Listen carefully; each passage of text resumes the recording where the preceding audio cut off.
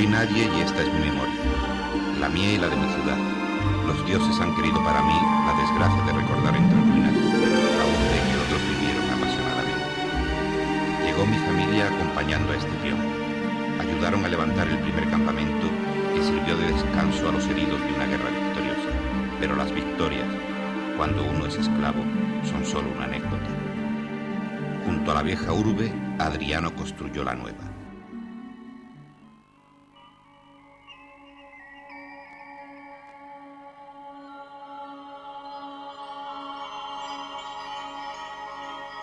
Fuera de los límites de la muralla se encuentra el impresionante anfiteatro, uno de los más grandes del imperio. Una gran explanada se abre ante la fachada principal. Sus losas de granito rosa dicen fueron regaladas en 1929 por Mussolini. Frente a la puerta de acceso, en el centro, en un trozo de fuste se leen los versos de Rodrigo Caro. La fachada presentaba dos órdenes superpuestos de medias columnas adosadas a gruesos pilares que definen una serie de arquerías exteriores superpuestas. Solo queda el arranque inferior. Entre los accesos laterales y central se sitúan unas escaleras de subida a las gradas.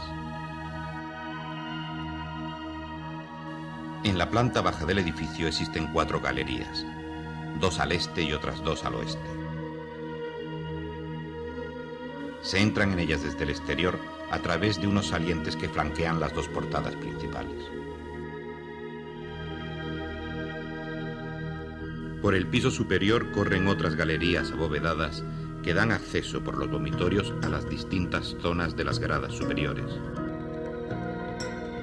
La envergadura de esta obra no hubiera sido posible sin el cemento romano. Una argamasa a base de cal, arena y áridos. Todo revestido por sillares de piedra o por ladrillos. Los lugares más destacados estaban estucados o recubiertos de mármol. La entrada principal es hoy un amplio pasaje. Su pavimento de losas rectangulares, de la llamada piedra de tarifa, permanecen inmutables al tiempo, y sobre ellas se escribe la vida de los ciudadanos. Los tableros de juegos nos hablan de su afición a las apuestas, principalmente los dados. De los encontrados en itálica, algunos estaban trucados, y es que ganar no tiene nada que ver con la honradez de los jugadores. Junto a estos tableros encontramos una serie de esvotos religiosos.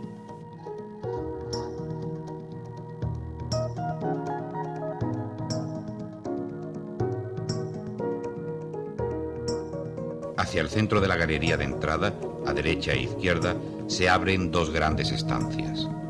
La de la derecha, la única excavada, es una capilla dedicada a Némesis, diosa de la venganza o justicia divina, invocada también como símbolo de la suerte. Se mantuvo en uso desde la edificación del anfiteatro hasta el siglo IV. En el suelo se conservan restos de un pavimento de mármol que podía corresponder a la zona donde se elevaba el altar. Por esta puerta, denominada Porta Triunfalis, entraba la pompa, procesión que precedía a todos los espectáculos, que generalmente eran costeados por grandes nobles o por el Estado, y la entrada para el público era gratis o muy económica.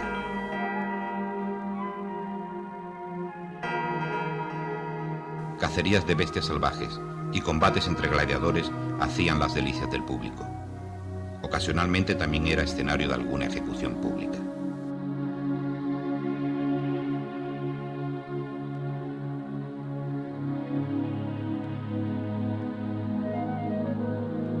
En el extremo opuesto se encuentra la Porta Libitinensis, en referencia a Libitinia, diosa romana que presidía los funerales. Por ella salían los gladiadores muertos durante el combate, manchando con su sangre la arena. En el centro de esta se encuentra la fosa bestiaria, una gran estancia subterránea de planta rectangular, dividida mediante 8 pilares en 3 naves longitudinales. En las naves laterales se ven algunos huecos que podían corresponder al emplazamiento de jaulas, como lo atestiguan los restos de barrotes de hierro encontrados. Los muros, los pilares y sus pavimentos son de ladrillo. Solo hay una hilera de losas de piedra bajo las que discurre un canal que se une a los colectores de la ciudad. En los pilares centrales y en los bordes de la fosa se distinguen las hendiduras para colocar los maderos que tapaban el foso a la hora del espectáculo.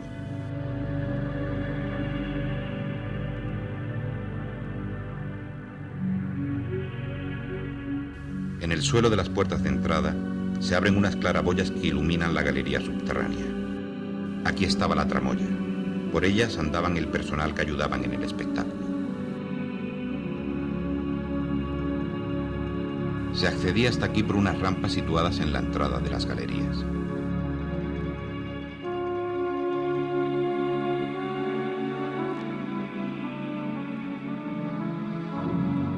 Fue tal la importancia del anfiteatro que llegó a tener una normativa escrita, la tabla gladiatora.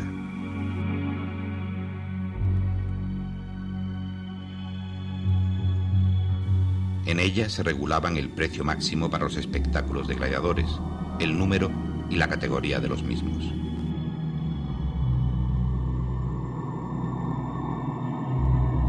La utilización de animales feroces explica que el podio construido para proteger al público sea tan alto en comparación con otros anfiteatros, 3,5 metros hasta la parte superior de la cornisa. El podio tiene un zócalo bajo rematado con una moldura. Sobre esta había unas grandes placas de mármol. Se remata en la parte superior con una cornisa también de mármol sobre la que se fijaba una barandilla de hierro. Sobre el suelo, en la primera fila de asientos, la más prestigiosa, se pueden leer los signos de quienes tenían el privilegio de ocupar estas localidades.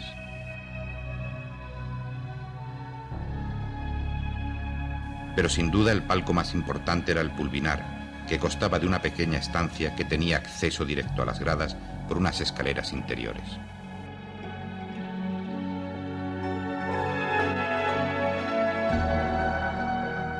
De la galería anular parten las escaleras de acceso al graderío. El público se reparte según su categoría social. 3 son los espacios que ocupaban: la inma, media y suma cavea. Hoy alcanza la mitad de la altura que debía tener el edificio, aunque no sabemos si llegó a terminarse. Para la construcción del graderío se aprovechó una pequeña vaguada natural. 25.000 espectadores podían sentarse en sus gradas, muchos más de los que vivían normalmente en el interior de las murallas de la ciudad.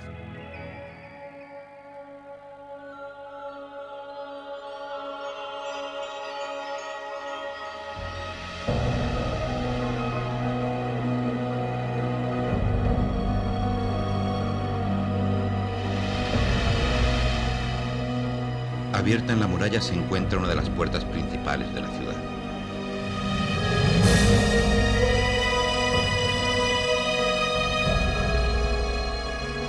De la muralla solo queda una línea dibujada en el suelo. Las que defendieron a los moradores de Itálica no han resistido el expolio y el abandono. Por el este quedan los restos de la base de la misma que alcanzaba hasta la zona donde se encuentra el teatro.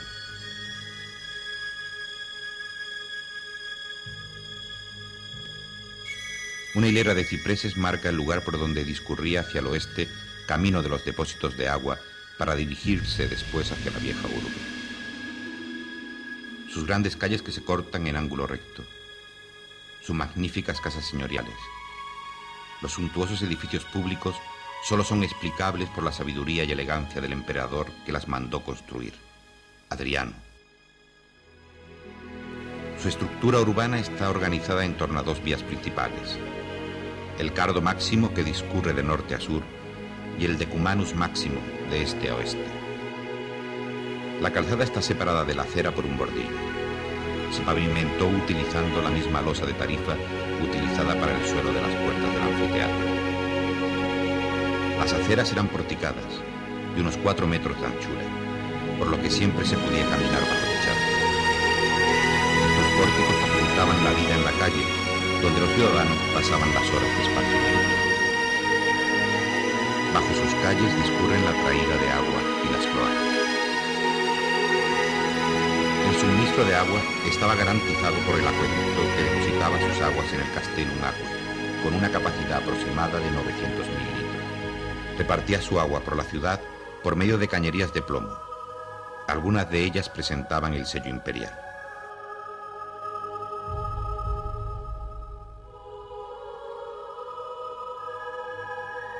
La evacuación de agua suponía un grave problema que en Itálica se resuelve con grandes colectores que corren bajo todas las calles. Podía, en el más pequeño, andar un hombre encorvado. La cloaca principal desagua bajo la puerta de entrada, lo que permitía a los vigilantes de esta impedir la penetración de enemigos en la ciudad.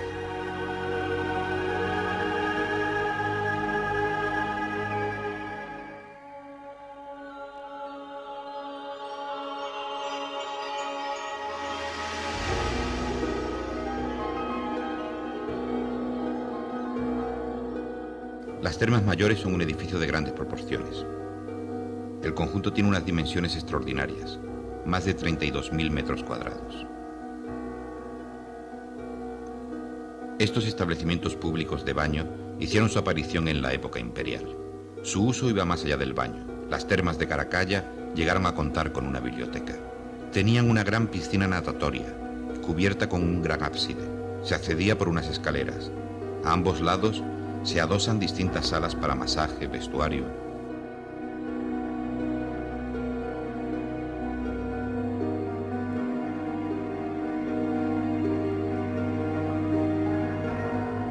Constaban de baños calientes, templados y fríos.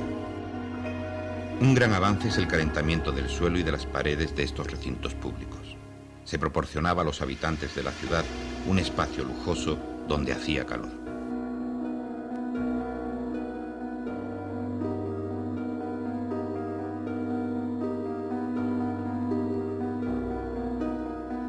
En un tiempo, donde dentro de las casas hacía tanto frío como en la calle, estos locales facilitaban por unas pocas monedas a todo tipo de gente disfrutar de un espacio digno de reyes.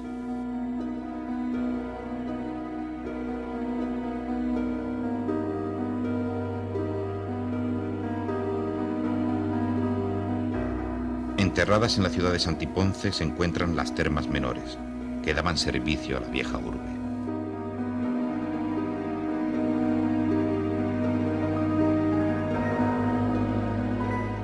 Tenían una distribución similar a la de las termas mayores.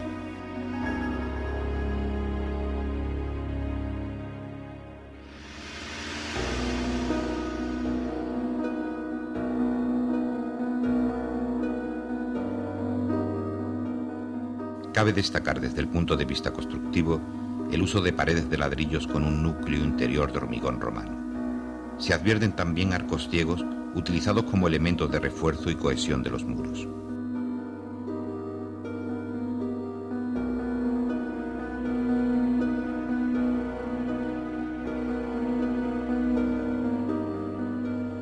Numerosos ladrillos llevan estampada en relieve las letras CIP, que no se saben si son siglas de una fábrica pública o de un fabricante particular. Hasta la llegada de Adriano, las termas eran utilizadas conjuntamente por hombres y mujeres. Este prohibió dicha práctica, obligando a que existieran espacios claramente diferenciados para ambos sexos.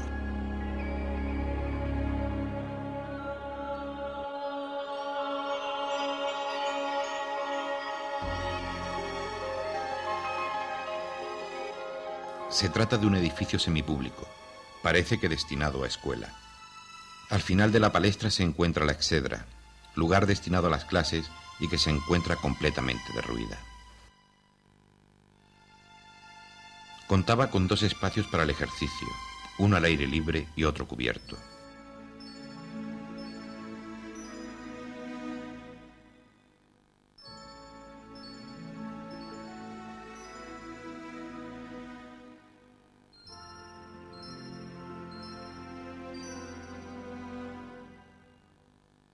El centro lo domina un patio porticado con una fuente central al que se abren distintas estancias.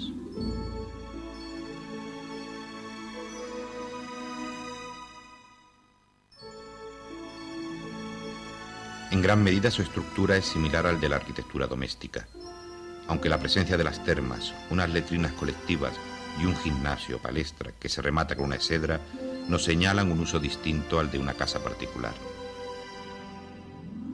En la parte derecha del edificio descubrimos las letrinas, donde vemos un foso para la recepción del orín, así como restos de los asientos que ocupaban los usuarios.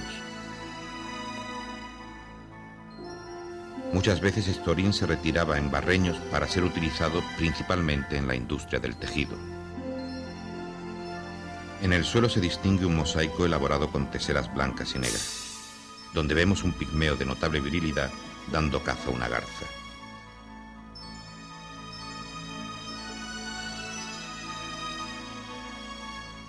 También comprobamos en el mármol un canal por el que corría el agua para limpiar el depósito. En la exedra nos encontramos otra forma de trabajar el mosaico. Consiste en la utilización de piezas contorneadas de mármol. Esta técnica era conocida como opus sectile.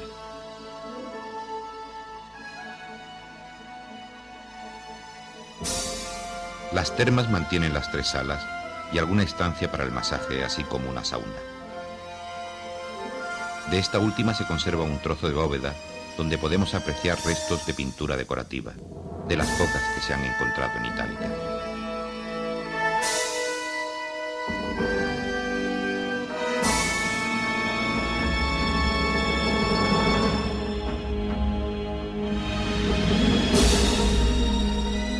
Junto a los edificios públicos, la presencia de grandes casas particulares hace pensar que la nueva urbe era un barrio reservado para la clase más noble y pudiente de la ciudad.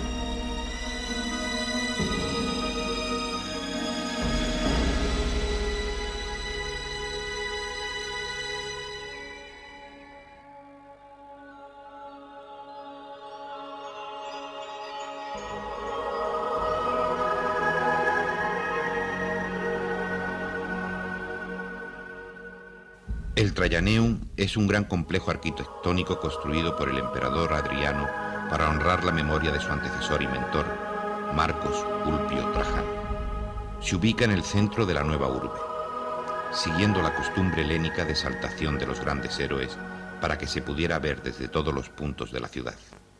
Era un recinto sagrado de proporciones colosales como se muestra en esta reconstrucción. Constaba de un patio porticado que rodeaba un templo situado sobre un alto podio. Tenía una altura considerable, 25 metros aproximadamente. En el interior se rendía culto a una colosal figura de Trajano investido como un dios.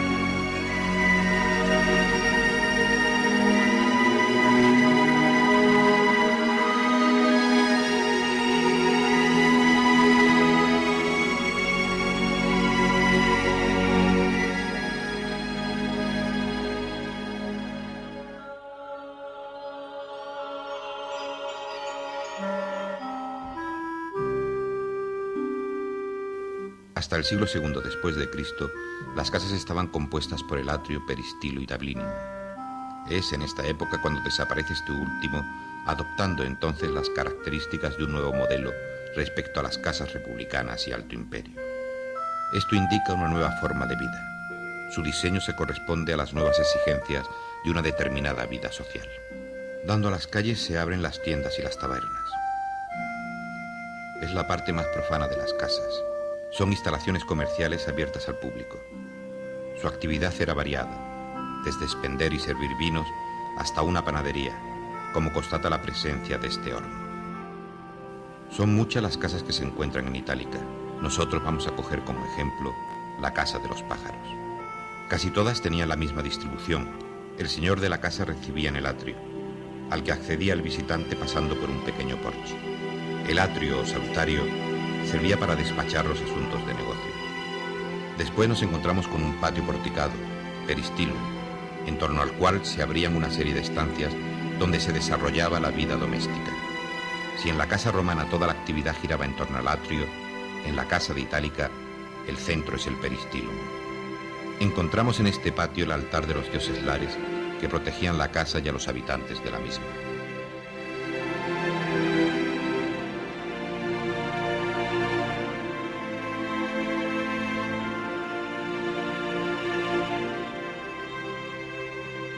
En la Casa de los Pájaros encontramos 2 patios íntimos, para uso exclusivo de los dueños de la casa y que tienen acceso a las habitaciones y los vestidores.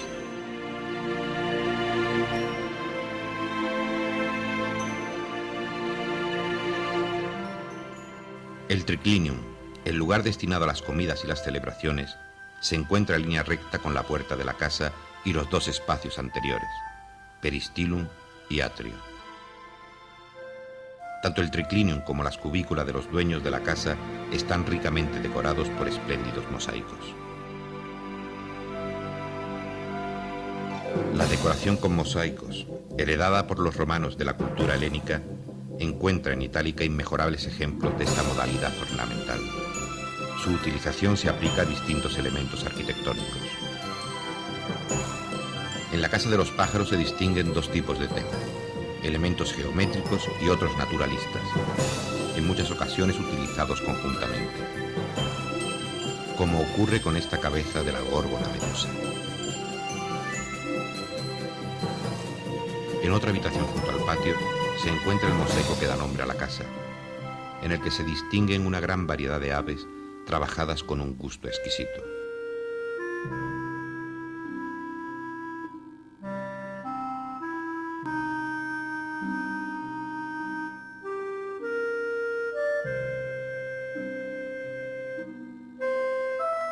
Para elaborar los mosaicos utilizaban pequeños cubos, llamados teselas. Solían ser de piedra, cerámica o vidrio. Esta explosión de color, muy del gusto helenístico, tiene su contraste en la casa de Neptuno. En ella vemos el modelo impuesto por Italia con un predominio absoluto del blanco y el negro. La Bética aceptó esta moda, pero poniéndole alguna nota de color, como sucede en la figura del Neptuno que ocupa la parte central.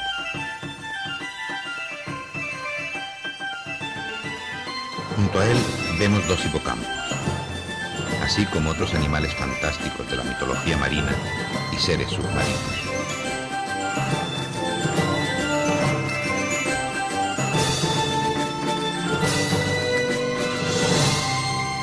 Rodeándolo todo en tono burlesco, se relata la aventura de unos pigmeos que luchan contra grullas y cocodrilos, supuestamente en el Nilo, acompañados también por algún hipopótamo.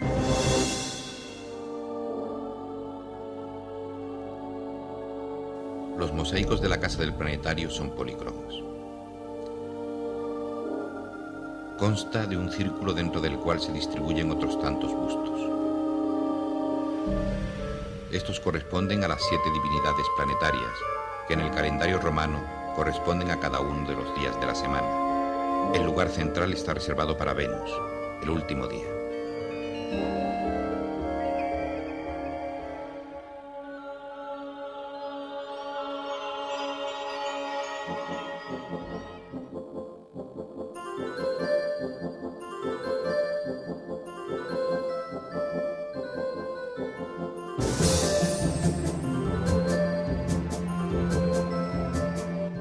Construido en tiempo de Augusto en el siglo I a.C., tenía una plaza porticada a sus espaldas. En esta encontramos una magnífica columna miliaria, correspondiente a la milla 26, que presenta una cartela con la siguiente inscripción: Adriano Augusto lo hizo.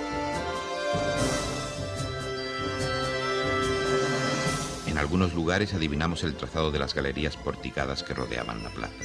En el centro nos encontramos los restos de un pequeño estanque. La galería, situada tras el muro de escena, presenta una columnata formada por columnas toscanas de piedra arenisca estucada.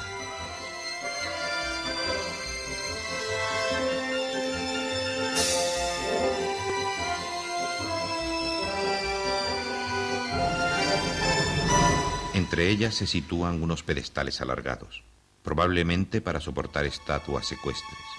En uno de ellos se puede leer la siguiente inscripción: a Lucio Pontio, hijo de Cayo, de la tribu Sergia, su hija Amoena. En la zona de la Galería Norte, quizá en época de Adriano, se clausuró uno de los accesos al teatro y se construyó un templo, aún no excavado, del que queda el testimonio de un dibujo. Al teatro se accedía por 2 corredores abovedados que comunicaban con la orquesta y por las gradas inferiores. Estas, como en el anfiteatro, estaban divididas en 3 sectores: ima, media y summa cavea, en las que el público se acomodaba según su condición social. La mayoría del graderío son fruto de modernas reconstrucciones. Sin embargo, otra parte se ha conservado en relativo buen estado.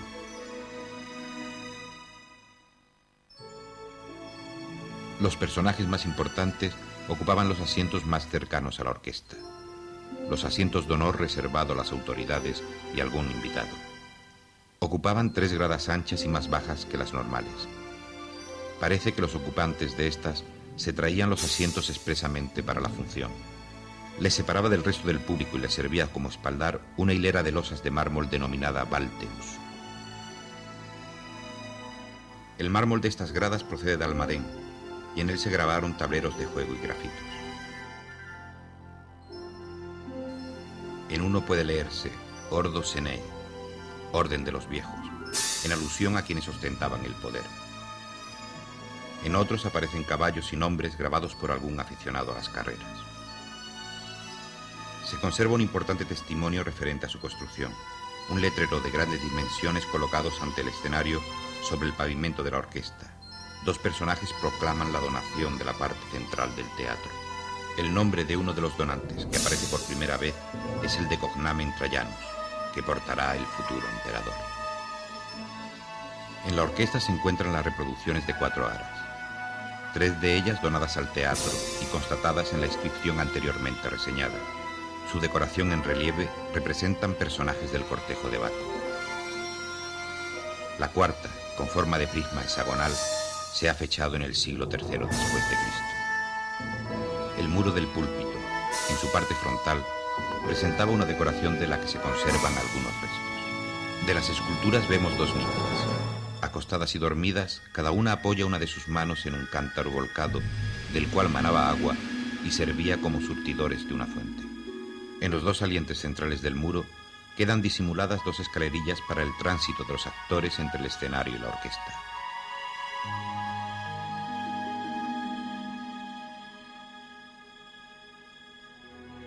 El escenario presentaba un frente de columnas de mármol. Bajo este hay un foso donde se guardaban los mecanismos escénicos. El teatro, como evento de masas, no pudo resistir el empuje de otros espectáculos que contaban con un mayor éxito, como las luchas de gladiadores. Poco a poco las obras representadas fueron cayendo en calidad. Fueron haciéndose más soeces y vulgares, tanto en su humor como en el abuso de los temas sexuales. Los temas sangrientos también gozaban de mucho éxito, como sucedió con la obra de Cátulo, La Aureola, donde al final de la representación el actor que encarnaba al ladrón asesino era sustituido por un reo condenado a muerte, que era ajusticiado en el escenario. La muerte como espectáculo, la muerte como designio infinito que alcanza a hombres y ciudades. Fue José Bonaparte, hermano de Napoleón y designado por este como rey de España, el primero en dotar a Itálica de un presupuesto para su guarda. Hasta hoy han sido muchos los avatares por los que ha pasado este conjunto arqueológico, voladura del anfiteatro incluida. En la actualidad es el segundo monumento más visitado de Andalucía. Más de 300.000 almas recorren sus calles cada año. Pero Itálica sigue siendo una incógnita por descubrir. Un mundo que guarda muchas de las claves de nuestra historia.